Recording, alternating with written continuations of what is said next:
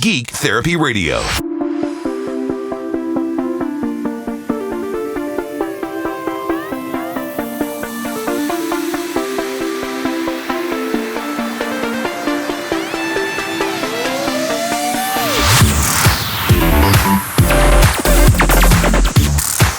Welcome to the Geek. Well, let me take my mask off. I can't transmit something through the microphone. That's better. Welcome to the Geek Therapy Radio podcast. The first podcast since I have become a father. Well, it's the first podcast I've recorded since I've officially become a father. You heard the past two podcasts and the broadcast that was anticipating becoming a father. Everything went perfectly at the hospital. Baby boy Riker is here. He's happy and is healthy. Mom is happy and healthy. A little tired, but we are just excited and stoked to have my number one in the world with us. Little baby Riker is doing great. So anyways, first podcast recorded since the birth of my son.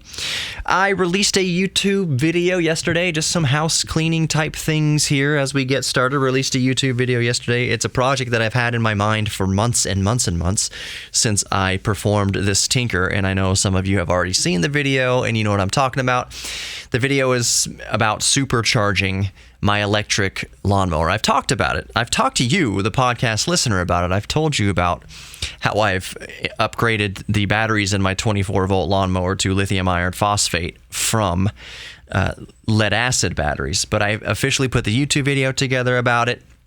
It's a fun little video showing you kind of what I did and the benefits of doing so. And I've been talking to you about it for a few months. I didn't want to make a video about it for a few months. I wanted to really put these batteries, put that tinker through the paces, through the spring and through the summer here in Texas before I made a video out to the world about why it's such an awesome thing to do to an electric lawnmower. I wanted to test it out for several months, and I have, and it's glorious, and the video's up. You can go check it out.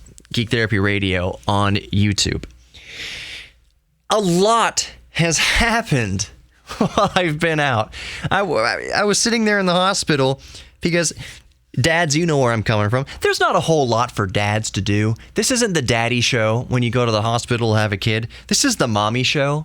And in fact, as a father, you kind of feel like you're more in the way. If anything else, you know, for the most part, you just feel invisible. Like, it is so not about you in the hospital. There's nothing for you to actively do in the hospital. It's all about mommy.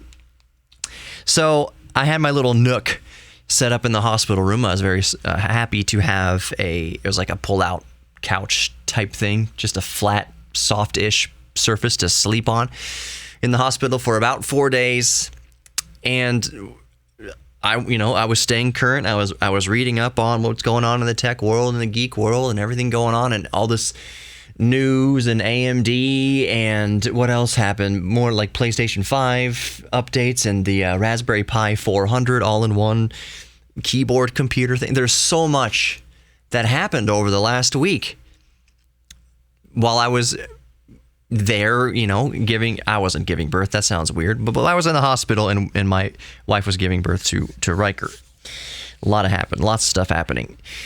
So what I want to talk about specifically in this podcast is AMD. As of recording, it is November 5th. We have the official benchmarks from the AMD 5000 series processors, and I want to go over that a little bit with you. I think that's probably going to be the bulk of the podcast. But also I want to mention in this podcast my new personal geek endeavor that I am only just about to embark on because the device just arrived today, according to my eBay app. It sent me a notification that this device had shipped. I ordered a hi-fi VCR. Why? VHS tapes? You want to record tapes to do some video stuff? No, that's not really what I'm tinkering with right now. That's not the geek thing I'm tinkering with in this particular instance. So for any of you who have been bit by the analog recording bug, and I keep mentioning Anderson because he's dove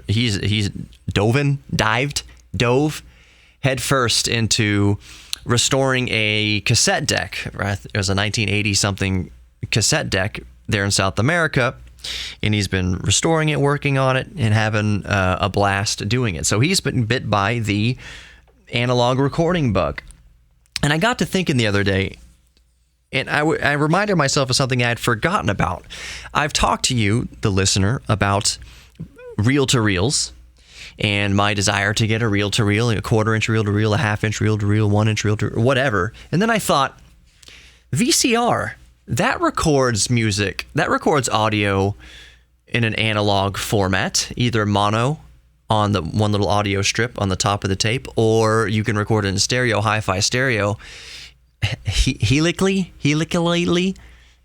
Anyways, it's really high-quality audio, and recording studios and mastering houses, it was common practice back in the 80s and 90s to hand the master tapes back. You say, okay, here's your master cassette tape of your band's recording session, but here's an ultra high quality master recorded straight to a VHS tape, because it has a lot more bandwidth dynamically in audio frequency response wise than a cassette tape. So you would have the VHS tape just blank. There's no video on the VHS tape, but you're just recording audio to the VHS tape, and that was your high quality master.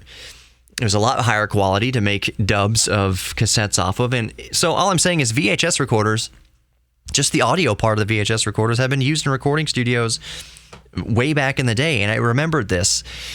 Yes, ADAT was on VHS tape also, but that was digital. That's not the same thing. Alesis, ADAT, that's a different thing. I'm just talking about a home VHS player, your Sony, whatever, your VHS-C, or what is it? JVC, whatever, Iowa, whatever, via VCR, just recording audio straight to that, high quality, 20 to 20 frequency response, all that. So anyways, I'll talk a little bit about that later in the podcast, but the meat and potatoes. The meat and potatoes of this podcast is AMD 5000 series CPUs.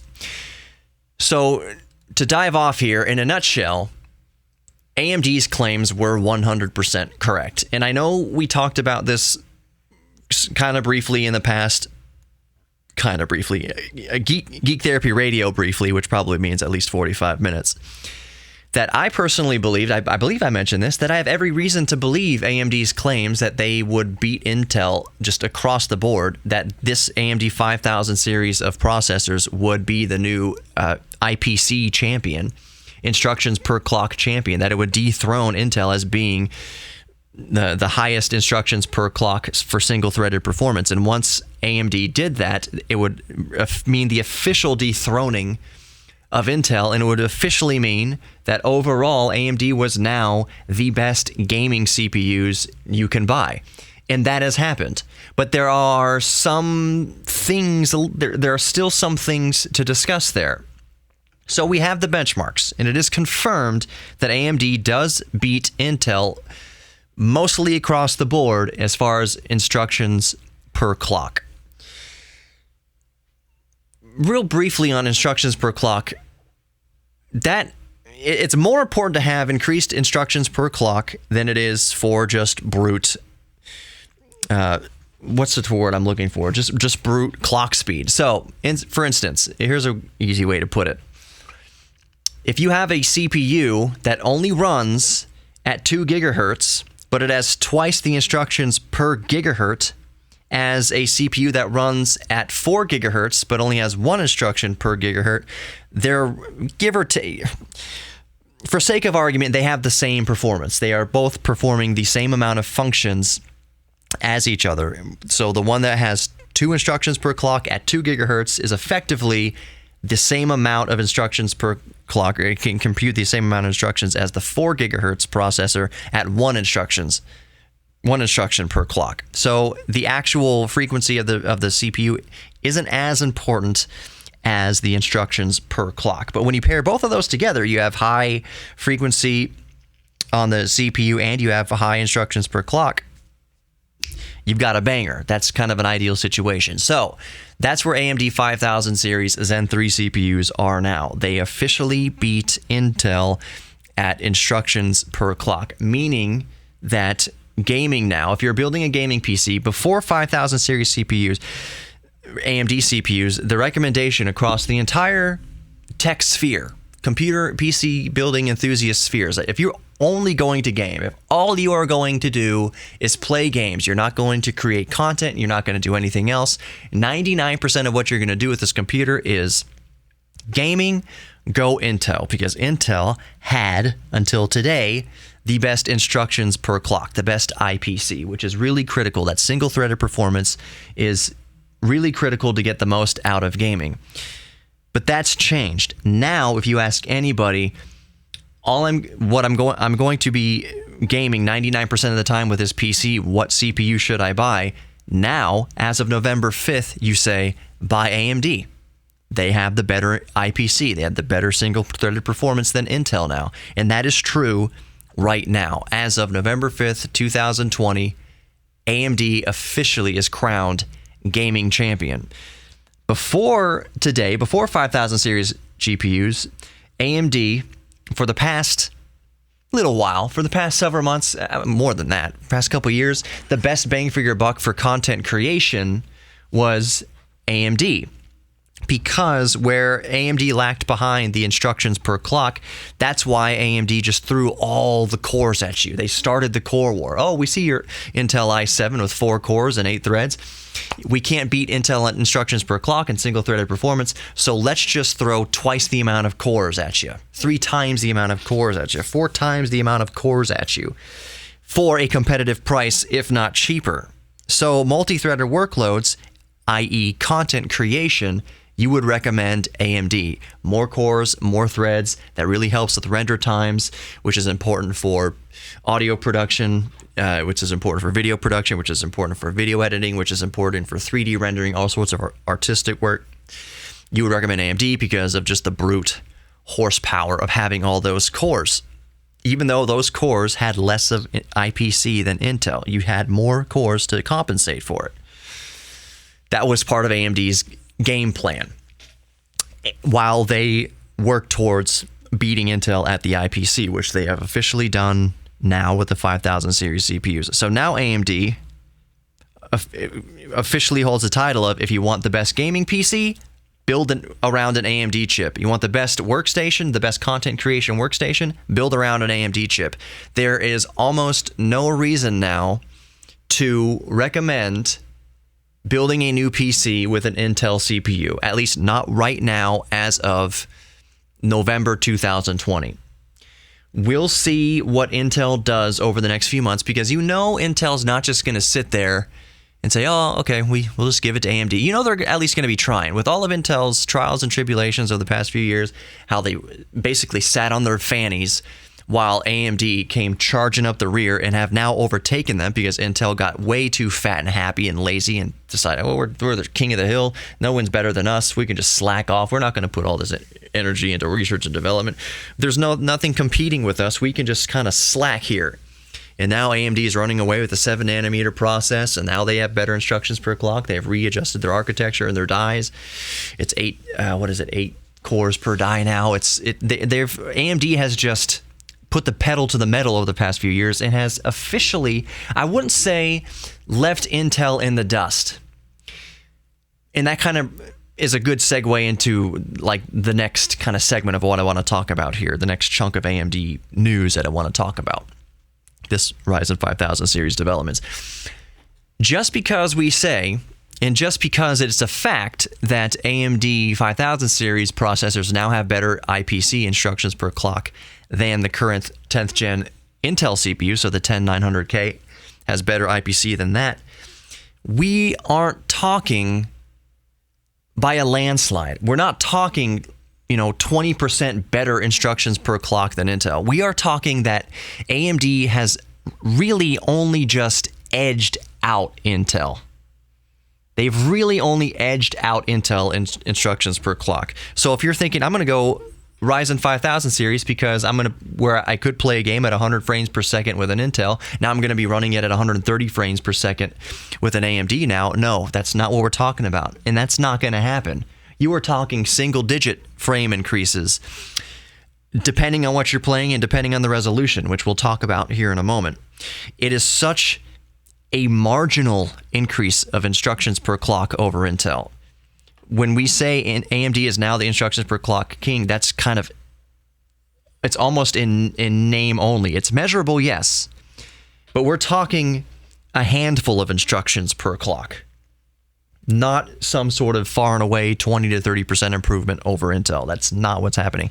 So I want to talk about benchmarks for a little bit. I'm not going to be going over nitty-gritty specifics of every single benchmark that's out there. I'm not going to be talking about R15 and R20 and all the runs and blenders, and I'm not going to get detailed with it because, frankly, a podcast is not the best medium to get detailed with benchmark scores. It's a lot of information and numbers to kind of keep in your mind. So the point of the podcast, the point of me going over this in the podcast, is just to give you an idea of what kind of increases you can expect with an AMD versus an Intel. Increases and differences. I shouldn't say increases because it's not across the board increases, as we'll get into. But just to kind of paint the picture of the difference between AMD and Intel right now. So before we go, no. Okay, I'll get to what I was going to talk about, the benchmarks.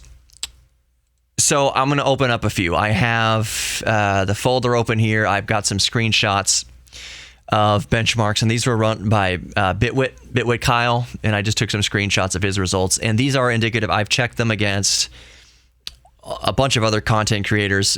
It's the same across the board. Maybe the numbers aren't completely identical between testers. Like the Gamers Nexus is probably going to get slightly different numbers than Bitwit Kyle, than Linus Tech did, but they are all, the trend is the same among anywhere you look. Any benchmarks, whoever's running the benchmarks, the trends are the same. And that's my only real point here. So I don't know why the folder wasn't open. Let me open it up here. Geek Therapy Radio Daily Podcast, 11/5/20. Okay, so let's start with R20. And this is the 5900X versus the i9-10900K from Intel. So the 5900X is 12 cores, 24 threads. I have the previous generation 3900X, 12 cores, 24 threads, but this is the 5900X. So in Cinebench R20, in multi-core, the 5900X scores 8,235, whereas the 10900K scores 6,369.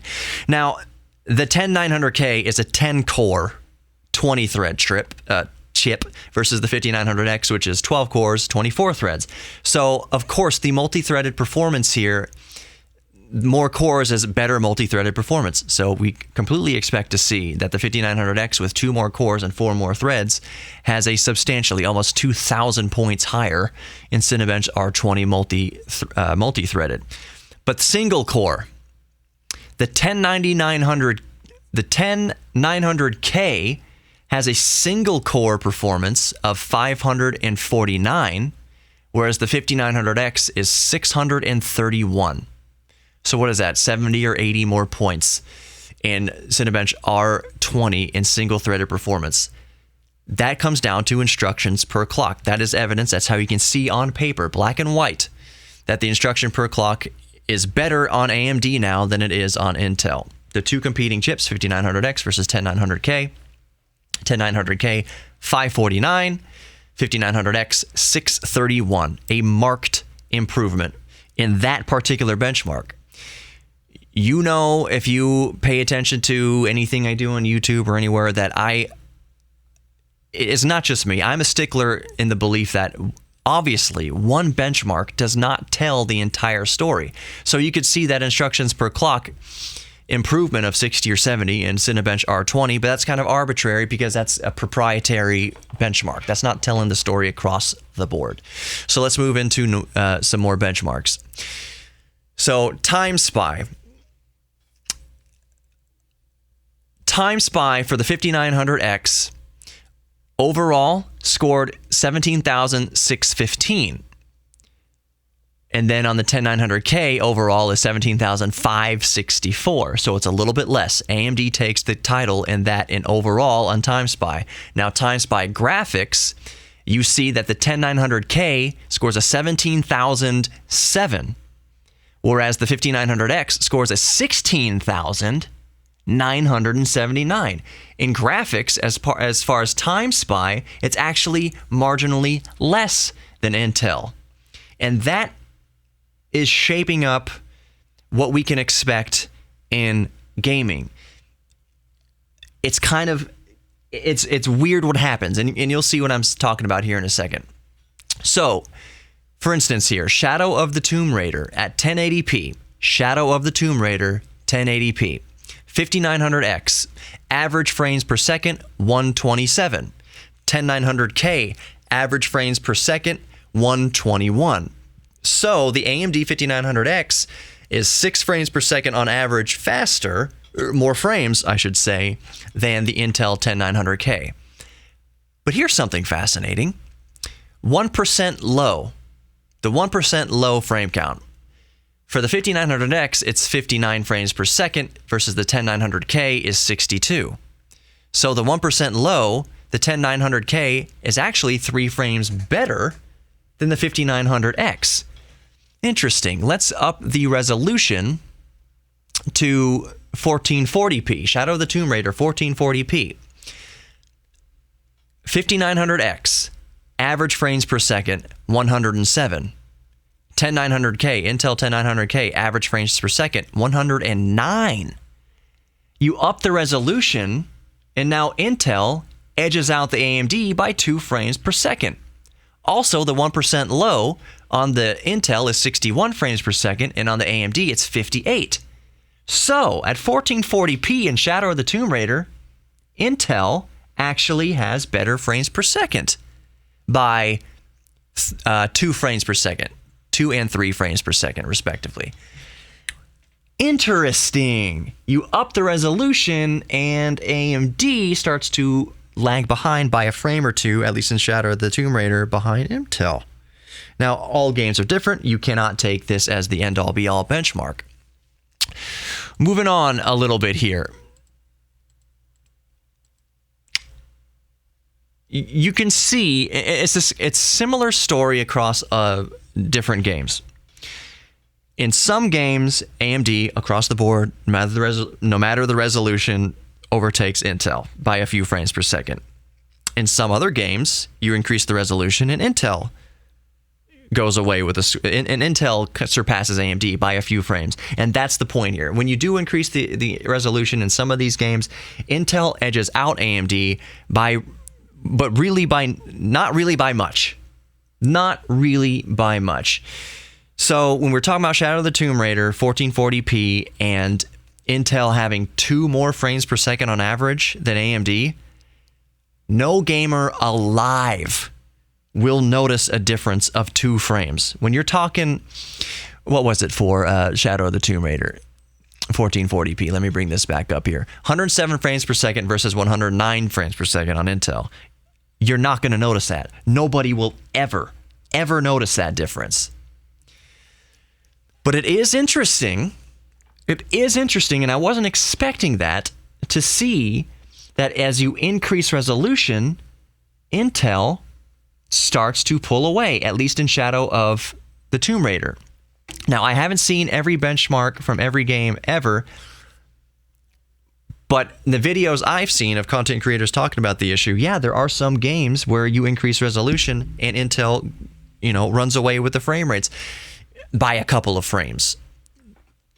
I still think that is just indicative. This is my personal opinion, and maybe there's something to this. I still think that's indicative of the gaming market, the gaming developers lagging behind the new champion of instructions per clock. So Intel had been the king of gaming for like 15 years. So developers, when they develop the games, they're optimizing it for Intel CPUs. Now developers are going to have to optimize their games for the new king of the castle, for AMD. So I think that no matter what you see with the benchmarks today in November, where Intel in some games at higher resolutions has a couple higher frames per second, I think that's going to change. Because I think that developers are going to start developing their games and coding their games to more efficiently run on AMD. Because the tide's turning, and I think more people are going to buy AMD chips, and the developers are going to know that, and you're going to optimize the game for whatever the most popular processors out there are now. So, these couple of frames of disparity where Intel in some games at higher resolutions edges out AMD by a couple of frames, That's going to change over the next few months. That's my prediction, because developers are going to start optimizing their games for AMD now, whereas the past 15 years they were optimizing it for Intel. Intel is no longer the king of the hill. AMD is. They're going to start developing games to run more optimally on AMD.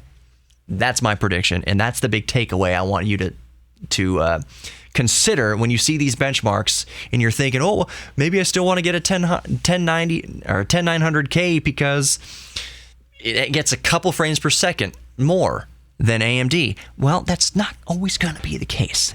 I want you to consider that that is not always, in my prediction, going to be the case. It's only that case right now for a couple of months until developers start optimizing for AMD. Oh, what game is it that I still like to play? I think it's Grid, the first Grid on PC, which still looks freaking gorgeous. The first Grid, I forget even when it came out. But I believe at the beginning of Grid, it says, plays best on Intel Core 2 Quad. So that's the 775 chipset. So what is that? 2007, 9, 11, before 2009, because I think the i series came out in 2009, if I'm not mistaken. Anyways, you boot up a game, in this case Grid, I believe it is, and it's not just Grid, it's other games. It would say optimized or plays best on Intel Pentium 4 or Intel Core 2 Quad, plays best on Intel i7 or something like that. You're not going to see those splash screens anymore. This is my prediction. It's going to say something like plays best on AMD. Game optimized for Ryzen. Use Ryzen for best. Use AMD Ryzen for best experience. It's kind of like a lot of games, Street Fighter 4, for instance, NVIDIA, like the way it's meant to be played. It wouldn't say AMD Radeon or whatever. It would say NVIDIA, the way it's meant to be played, or optimized for NVIDIA. I think you're going to see games, instead of saying optimized for Intel, you're going to see a Ryzen logo pop up and say optimized for Ryzen. I think that's going to occur over the next few months.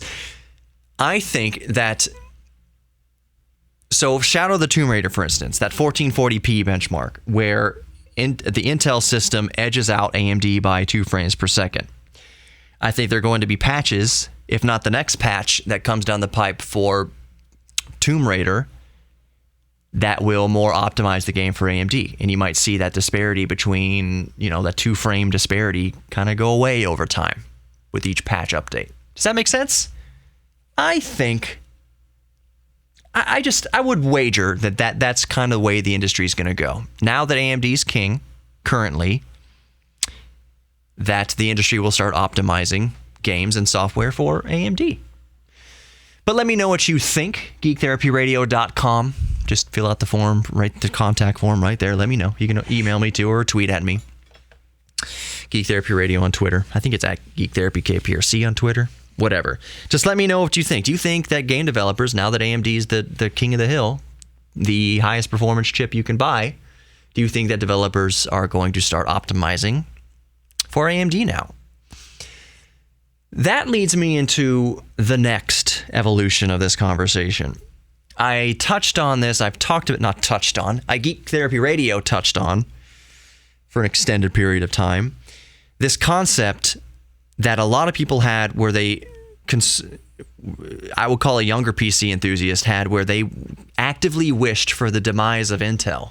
They had felt that they'd been screwed over so long by Intel because there really was no competition that they wanted Intel to go away. They're actively wishing for the demise of Intel. And I argued that was short-sighted because if there's no competition, if AMD wins, if AMD just runs away with the processor game and Intel is no longer competition, what is stopping AMD from pulling an Intel and basically screwing us over for the next decade? Because it's like, what you're gonna buy the less powerful chip? What are you gonna do? We can charge whatever we want for these things. We make the best processors available today. You're not going to go buy Intel if you want the best. So we can charge for a $500 processor. Maybe now we'll charge $700 for it because we can, because you're not going to go to the other guy, which is what Intel did for the past decade at least. We don't want Intel. You do not want Intel to fail. This right now, November 2020, is the pinnacle, best time ever in the past 30 years, I would say, to be a PC enthusiast, because AMD has just barely edged out Intel with instructions per clock. That means Intel, hopefully, will come out the gate with their next processor that edges out AMD instructions per clock. And then AMD will come out with their next generation processor would edge out Intel instructions per clock. As long as Intel and AMD stay in this kind of neck and neck race, we want them to stay neck and neck for as long as humanly possible. We want that competition for as long as humanly possible. I do not want to see the day where AMD is just 20% better than Intel across the board. I don't want to see that day, because that means AMD can and likely will jack up the prices of their processors, which means that we, the consumer, the PC enthusiast, and the gamer, get screwed. I like this IPC, instruction per clock, game they're playing here, this competition. I want to see the next Intel generation, 11th gen Intel or whatever, tick-tock. I want to see the next generation edge out AMD a little bit. Oh, we have like 2% better instructions per clock. And then AMD's next cycle, oh, we got like 1% better than Intel now. That's what I would prefer to see. Now, realistically speaking, unless Intel is sitting on something that that's just going to blindside us, I think that for the next few cycles, possibly for the next few generations, maybe for the next couple of years, I wouldn't be surprised, I'll just say this conservatively, I wouldn't be surprised if AMD per generation stays ahead at least a little bit of Intel as far as instructions per clock and single-threaded performance. Wouldn't be surprised. But then part of me would also hope, okay, after a couple of years, I hope Intel pulls something. I hope Intel gets down to like 3 nanometer or something like that crazy, which is insane to even think about. But 7 nanometer was insane to think about even 5 years ago. Core 2 quads, that was 45 nanometer. Nuts! The die process. Crazy. Now we're down to 7 nanometer and 10 nanometer. 5 nanometer even.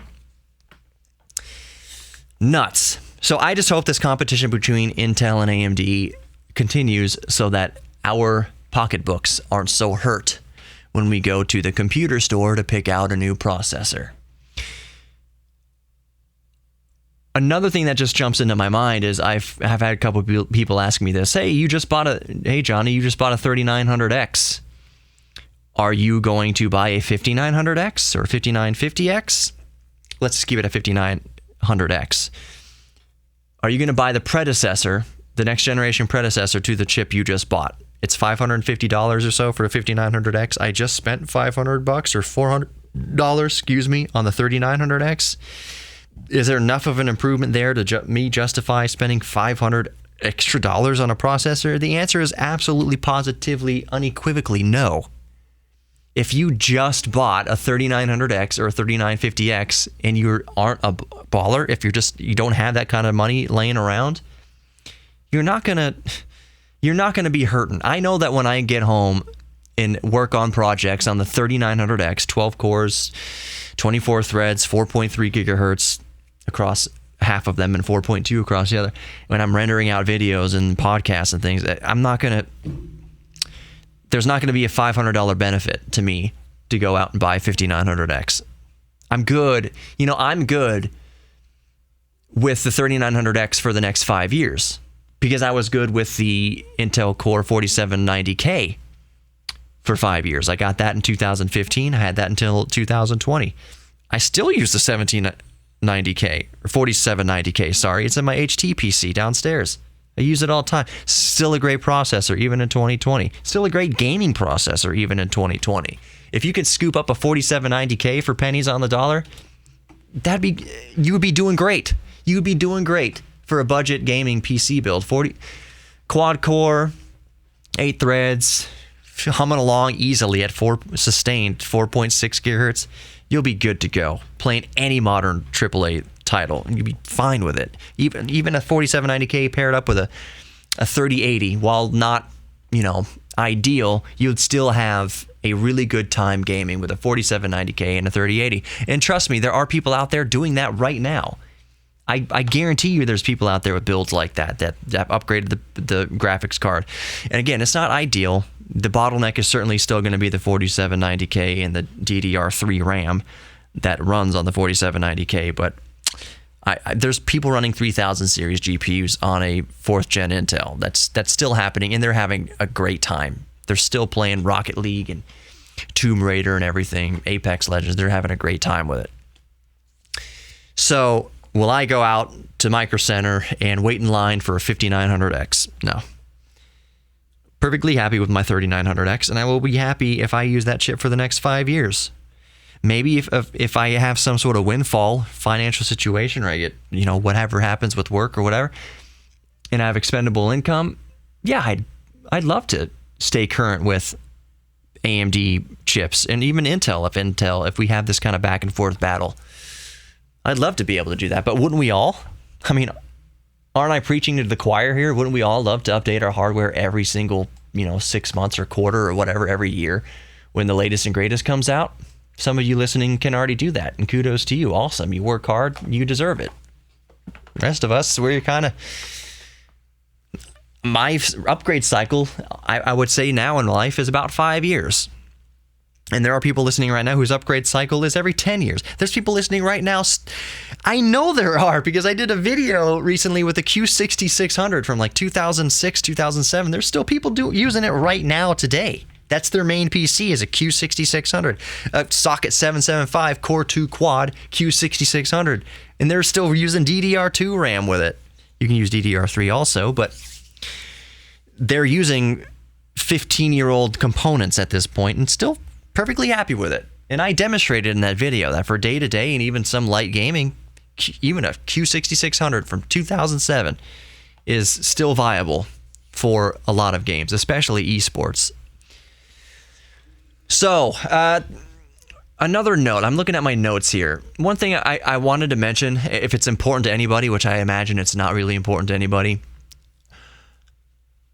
Intel, so the 10900K, is still the best performance per watt.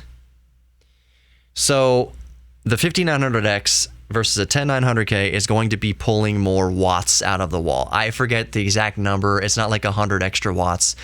The idle wattage is a little higher for the 5000 series processors. So let's just say arbitrarily, the Intel 10900K system lags behind instructions per clock by just a few. It's pulling like 400 watts out of the wall, versus the AMD system that beats the Intel instructions per clock is pulling like 450 or 500, like 470 out of the wall. So like 50, in between probably 30 and 70 extra watts out of the wall, which isn't nothing.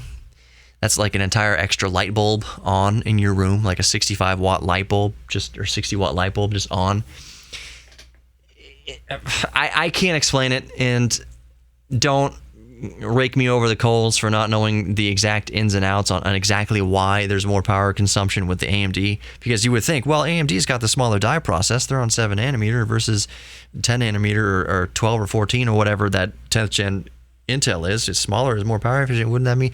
Well, whatever sorcery Intel is doing, on average, it's pulling less juice from the wall versus AMD, which is pulling more juice. So you can make one argument that Intel is more efficient per watt. But I don't think anybody cares about that.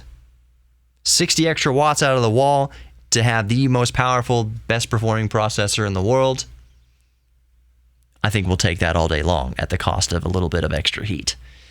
And we're not talking burning your house down kind of heat or upping your electricity bill by any significant amount. I'm just saying in the systems that I've seen, tit for tat, the Intel system, while it lags a little bit behind in the instructions per clock, does draw significantly, quote unquote, quote, less power from the wall. That can be up to a number of factors. That could be components on the motherboard. That could be, more efficient power supplies, MOSFETs, PWMs on the board. Like it can be anything. But on average, AMD's pulling more juice from the wall. I just don't really think that matters for Hardly anybody listening. What else in my notes here? I think I covered it. I think I covered everything with AMD 5000 series. So let's talk about the VHS. Let's go back into it. I've got a VHS machine waiting at the house right now. I'm going to drive my 2017 Bolt EV back home. For those of you who didn't catch that, yeah, I got the Bolt. I think I've told you all. Got the 2017 Chevy Bolt. It's awesome. Freaking loving it. Holy crap, is it fast. I don't mean like top speed fast. Rowdy will waste it on the top end, but you're on the highway and you're going 60 miles an hour and you need to get around somebody. Holy mother of God. It's like warp speed. To do that in Rowdy, you'd have to drop it down into like third gear and floor. And even still, I think that the Bolt going from like 35 to 60 would destroy the big V8 Audi. It really feels, it's phenomenal how much torque and how it slams you in your seat at those speeds. So 0 to 60 in the Bolt, I don't mean to get too sidetracked. 0 to 60 in the Bolt is about 6.5 seconds, which is hot hatch territory. And you certainly feel it. You're pinned in your seat, but you are way more pinned in your seat going from like 35 to 55. That's where you really feel that electric motor. Holy mother! It kicks you in your lower back. It's nuts. So, driving the Bolt EV home tonight. There should be a VCR waiting. Hopefully it works. I'll plug it in and see if it works. The excuse to get the VCR is that my in-laws are here, and I wish they could stay because they are cooking every night and taking care of the house while my beautiful wife and I get used to having an infant. They are amazing. They're from Virginia, and they brought a box of VHS tapes, and I don't have a VHS player, so I said, well, maybe we can get a VHS player here off eBay in time before you go back to Virginia this weekend. So, ordered a VHS player off eBay, and it should be at home when I get there. That was the excuse to get the VHS player, so we could watch these tapes. And I will also convert the tapes to digital. I will dump them into my computer with a converter capture card. So I had the VHS, and I've wanted to dabble with using a VHS player for audio-only purposes. It has to be a hi-fi player, because that's the only way you're going to get stereo out of it. It has to be a hi-fi VHS player. And I got to tell you, if you would have asked me even 2 years ago, maybe even a year ago, hey, Johnny, like if I was at a thrift store and they said, hey, Johnny, I found this really good Sony VCR. Do you want it? And I'd be like, no, VCRs are junk. Just dime a dozen. Who cares? VHS tapes. Streaming is so much better. DVD is so much better. Blu-ray is so much better. VCR, it's had their time. I really don't miss using VCRs to record TV shows and movies and such like that. That's not entirely true. There's some fun you can be had with it. But anyways, if you asked me a year ago, do I want a VCR? Not just toss it in the trash. But I got to thinking, like I alluded to earlier, what about just using a VCR for audio only duty? I am very interested in cassette tapes. I love working with cassette tapes. VCR is also magnetic storage. It's analog storage. What is the frequency response? How is VHS with audio? And it turns out VHS is amazing with audio. And I had to remember this. Oh, yeah. Back in the day, recording studios would give you masters on VHS, audio only VHS, because it has so much more bandwidth, especially recording helically the way VHS works, that you can cram so much more bandwidth of audio onto the tape. What if I just use the VHS in place of a reel-to-reel, or like as a reel-to-reel? I don't even have the VHS plugged into a TV. What if I just put tapes in there like a cassette tape and just record audio onto it? So that's the fun I'm going to have with this VHS player. I plan on doing a YouTube video or an experiment. Believe me, I'm going to throw a curveball at you at some point soon saying, oh, by the way, you're listening to this audio off of VHS tape. That's not this podcast. I will let you know whenever I do that, but I'll say, hey, like I've done with cassettes in the past. Oh, by the way, all of this audio you're listening to came off of a cassette tape. Not too bad, huh? I think when you listen to VHS audio, in stereo. Like however I upload it to convert it to a podcast or put the podcast on and convert it to the internet, you're not going to be able to tell. I think the fidelity of the VHS is going to be so good that you aren't going to be able to tell any difference. And that when I drop the bombshell at the end of the show, oh, by the way, this was VHS audio, you'll be like, what? Crazy how good it sounds. I hope to do that. But I'm also going to make a video where I actually put some white noise and pink noise and do some tone tests and see what the actual frequency response, at least of my VHS player, is. I think it's oh gosh, I'm gonna let you know the model because we're geeks like that. eBay it's a Sony. Let's go to my eBay. Actually, come on, just all right. It's a Sony SLV-977. That is the exact model I got. And here's one thing I do. I kind of hope. I'm a small show. My YouTube channel is about to cross 4,000 subs. It's all things considered a small channel.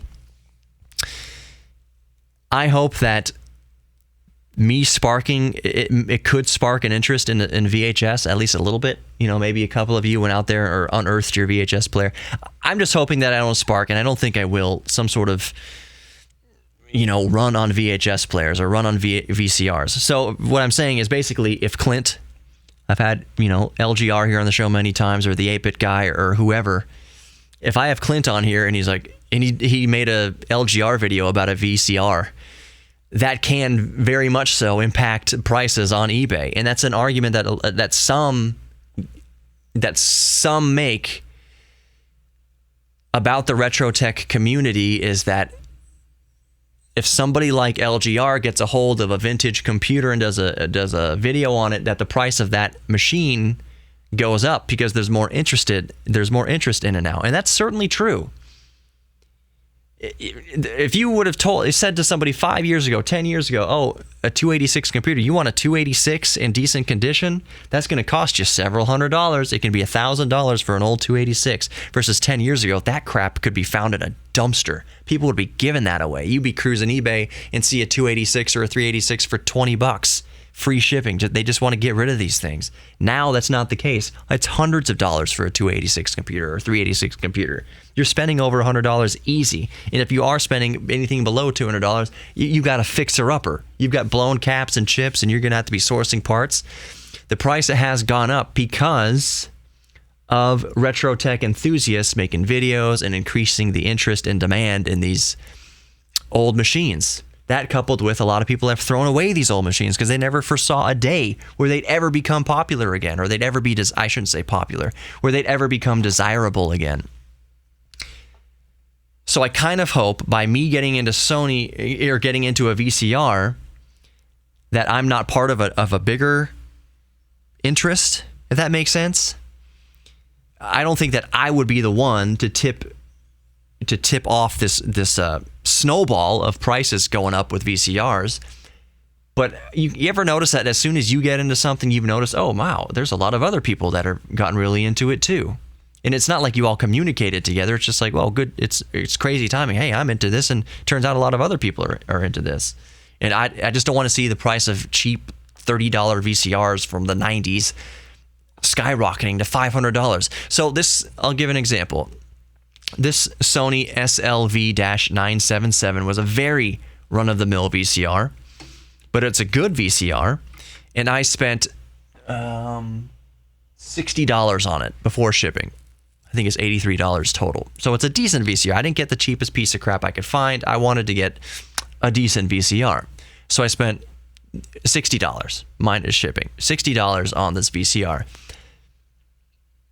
In 5 years, could that same $60 VCR be $300? Because now people are, for some reason, geeking out about VCRs.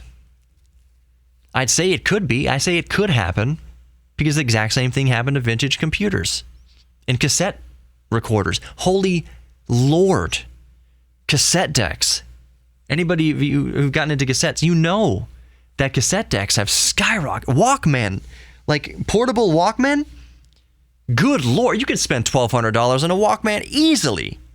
7 years ago, that piece of crap would have been $20. It's not a piece of crap, but you get what I'm saying. There was no interest in it. Now they are skyrocketed in value. Is that going to happen to VCRs? Probably somewhat.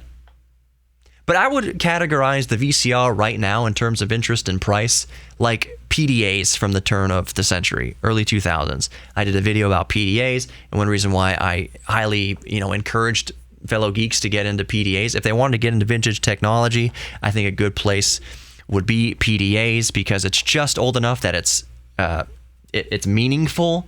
It's just new enough though that people don't miss their Palm Pilot because they're working on their iPhones and their smartphones. So the PDAs, you can get a Palm Pilot for $15 all day long. And I think in 5, 6, 7 years, the prices of PDAs will go up. Not extraordinarily, but they'll go up. So PDAs and VCRs, I think, are sitting in this kind of similar kind of area. VCRs started getting phased out around the same time PDAs came to be, around the early 2000s, right before DVDs and just at the start of DVDs and stuff like that. That's kind of where VCR sits. Early 2000s, PDAs and VCRs you can get them at reasonable prices now because people don't miss them enough to be nostalgic about it yet. But I think they will. And I'm going to be glad that I have a decently functioning, Sony VCR in the next 5 to 10 years when they start going up in price again, because geeks like us start getting interested in it again. So I'm stoked about that. Oh, I'm so happy to be recording podcasts again. I haven't really been gone a long time, but I'm happy to have this opportunity. I love you all. Thank you for your support and encouragement. A lot of you have sent me emails through the website and such, congratulating me on the birth of my firstborn son, baby Riker, my number one. Thank you so much for that. So I'm going to wrap up here. We're all geeks about something.